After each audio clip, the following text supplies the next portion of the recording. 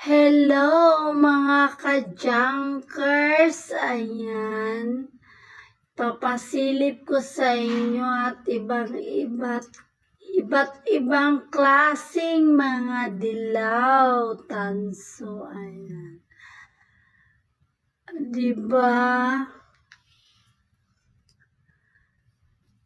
Mag-inventory muna tayo ngayon sa ating naiipong mga dilaw, guys.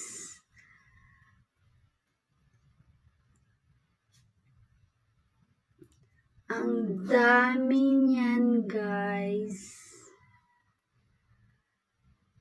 Mayroon ding mga class E, meron ding class B, meron ding class C.